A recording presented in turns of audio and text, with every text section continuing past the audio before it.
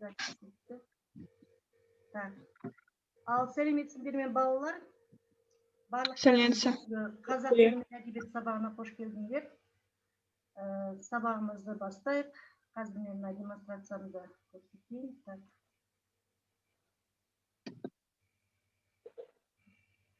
Так, көрінді ме сендерге балалар? Иә. Онда оқулықтардың бәрін дайындадыңдар деп ойлаймын. Сонымен барлықтарыңды бүгінгі қысқы қайырлы таң деп айтқым келеді балалар. Мінекей бүгінгі таңыңызға ұқсап тұр ма? Ал онда қазір. Ал енді балалар, жаңа сабағымызды бастамас бұрын мына суретке көңіл аударыңдар балалар. Ой түрткі, мына суретте не көріп тұрсыңдар, не байқап тұрсыңдар? Біздің қазіргі жаңа сабағымыздың тақырыбын болжап көрейік. Кәнекей, кім айтады? Нұр-Сұлтан қаласы. Нұр-Сұлтан қаласы дұрыс. Халық. Тағы не? Батырхан, не дейсің? Халық. Халық дұрыс. Ел екен дұрыс тағы. Тағы кім айтады? Кім қайда кетіп қалды? Даша көрінбейді олмаған. Салт дәстүр. Салт дәстүр дұрыс. Салт дәстүр көріп тұрсыңдар. Еңбек. Мына еңбектену жатыр екен, жақсы. Жақсы балалар. Енді осының барлығы біз өткен сабақта да өттік. Мәңгілік ел деген тақырыбымызды, иә? Енді сол мәңгілік елдегі жаңа жеті бір нәрсені айтқан. Ол не деп ойлайсыңдар? Біздің сабағымыз бүгін сонымен байланысты. Тәуелсіздік ел. Қалай? Тәуелсіздік ел. Жақсы, тәуелсіздік ел. Яғни біз жаңа сендер айттыңдар мінекей. Еңбек дедіңдер, біздің салт дәстүріміз дедіңдер. Иә, міне біздің мына Нұр-Сұлтан қаласы басында Астана болған. Бұл біздің еліміздің, қалай ойлайсыңдар? Құндылықтары. Құндылықтары дегеніміз, это ценности деген сөз. Ал міне бүгінгі сабағымыздың тақырыбы балалар. Уақыт сыннан өткен ел құндылықтары. Оқулықтарының 141 бетін ашыңдар. Бұны орысша аударғанда ценности, проверенные временем страны дейді. Сабағымыздың мақсаты тыңдалым мәтіні бойынша көтерілген мәселені түсіну, негізгі ойды анықтау және мәтін құрауда есімдіктердің ерекшелігін қолдана отырып білу. Біз алдыңғы сабақтарымызда есімдіктің мағыналық түрлерін өткен болатынбыз. Естеріңізде балалар?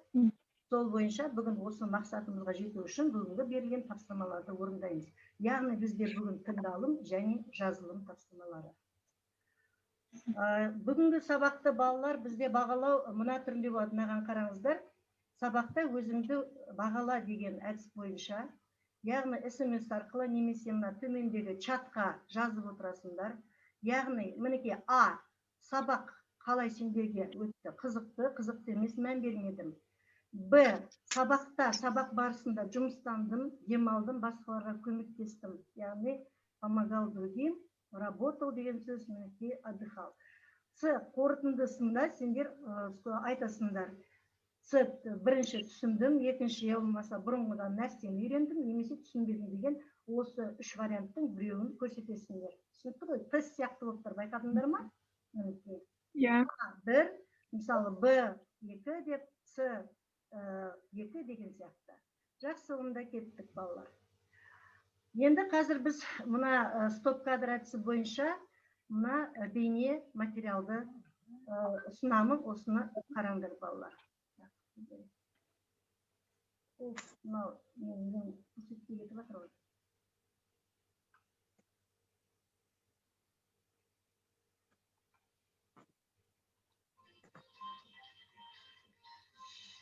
Сөздердің бәріне мән қалқақ мұқият тыңдап отырыңдар балалар.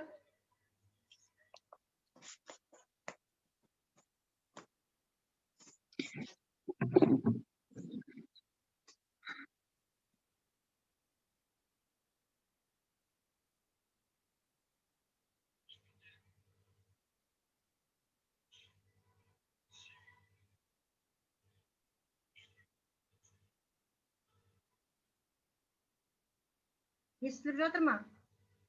Естимейді. Естілмей ма дұрысы? Зависает еще. Зависает. Сендер соттың отырған шығармыз. Әріптестер сіздерге көрініп тұр ма? Дауысы шықпайды. Көрініп тұр, бірақ дауысы жоқ. Вроде барлық дауысты шығарып отырмын. Жарайды, бәрібір мына суреттер, видео арқылы, ішіндегі сөздер арқылы түсініп отырарсыңдар. Бұл біздің мәңгілік елдің 7 негіздік басымдығы бар дейді. Қарап отырыңдар балалар. Мінекей зайырлы рухани, қоғамдық.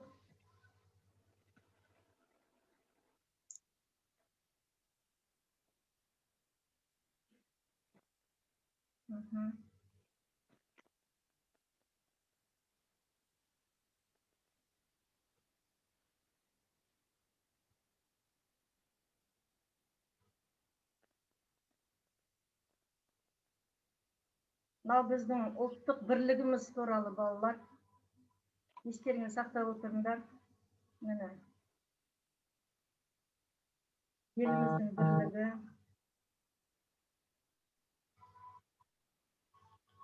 Достастығымыз. Мінекей 7 мәңгілік елдің 7 құндылығы. Енді еңбек, жаңа сендер айтып кеттіңдер, дұрыс. Еңбек қоғамы.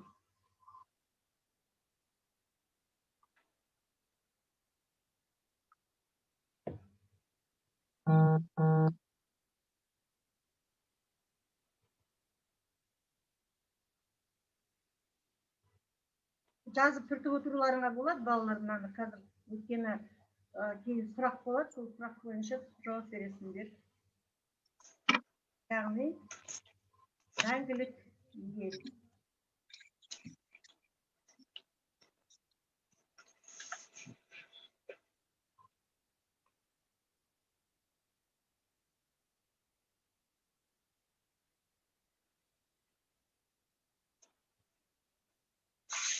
Зайырлы қоғамымыз дейді, светское общество деген сөз балалар.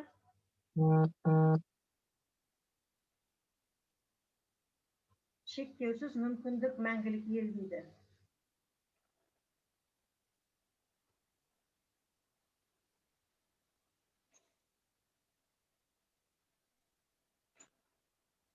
Бәсекеге қабілетті ел болуымыз керек дейді.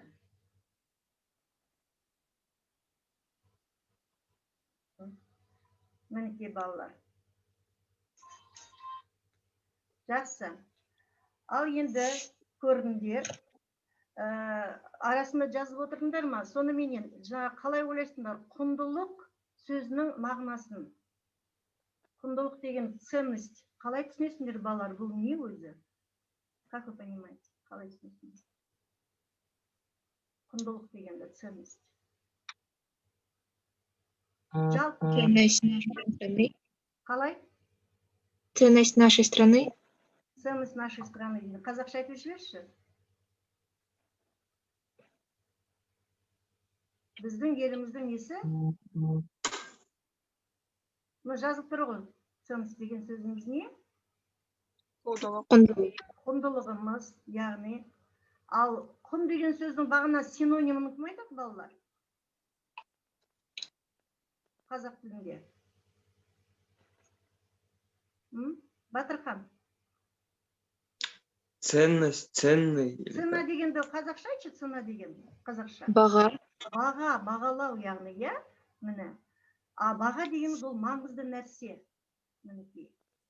Соны мінекей, сол біздің ең бағалайтын нәрселеріміз өміріміздегі. Мәңгілік ел деп айтып жатыр ғой.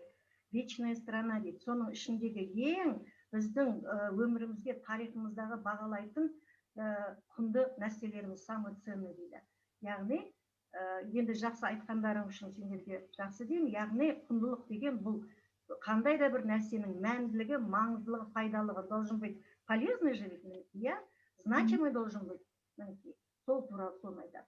Жақсы, енді еліміздің құндылықтарына не жатады? Жаңа айтып шықты. Кәнекей, кім айтады? Еңбек. Еңбек, дұрыс. Тағы? Тәуелсіздік. Дұрыс. Сосын? Дәстүр. салт дәстүріміз. Жақсы балалар. Тағы біздің еліміздің жаңағы көрсетіп жатыр ғой, осы болып жатқан жердің бәрі біздің еліміздің орталығы не? Қай қала? Нұр-Сұлтан. Нұр-Сұлтан қаласы. Бұны кезінде бізде Астана деді ғой. Жалпы біздің еліміздің астанасы енді қандай да болса. Жақсы. Онан кейін тағы да бір сөздер болды ғой. Тағы. Ұлттардың несі тағы балалар? Бізде 130-дан астам ұлт тұрады біздің елімізде. Ол не? Достық. Достық, дұрыс айтасыңдар. Достық қарым-қатынасымыз екен. Және зайырлы қоғам. Жақсы балалар. Енді қараңдар, мына жерде сендер өздерінің жаңағы жазып отырыңдар чатқа, немесе SMS арқылы мен WhatsApp-қа жазып отыруларыңа болады. Енді мінекей осы жаңағы мынан дәптерлеріңді ашып, осы 7 құндылықты қазір жазып алыңдар, немесе скриншот түсіріп алуларыңдар болады. Сонымен, мәңгілік ел жалпы ұлттық идея, бұл мәңгілік елдің 7 басты құндылығы бар екен. Ең бірінші, жаңа айтып кетті, Қазақстан тәуелсіздігі және Астана дейді. Онан кейінгі, балалар, біздің қоғамымыздағы ұлттық бірлік пен келісім. Онан кейін зайырлы қоғам мен жоғары руханият. Мен оқымайыншы, көздерін көре ма? Келесіні, Алина оқыш, мынау не? Не деп тұр? Үшіншісі?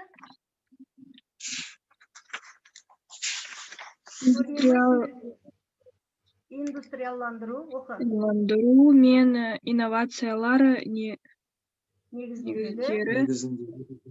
Экономикалық өсім. Жақсы, Батырхан оқы. Келесі. Жалпыға ортақ еңбек қоғамы. Жақсы, Даша оқы. Тарихтың мәдениет пен тілдің орталықты. Дұрыс. Ал Алина? Ұлттық қауіпсіздік және біздің еліміздің жалпы әлемдік және өңірлік проблемаларды шешуге жаһандық қатысуы. Жақсы. Мінекей осы 7 басты құндылық. Осы мәңгілік ел болуымыздың бір идеялары екен балалар. Жалпы ұлттық идея. Жақсы.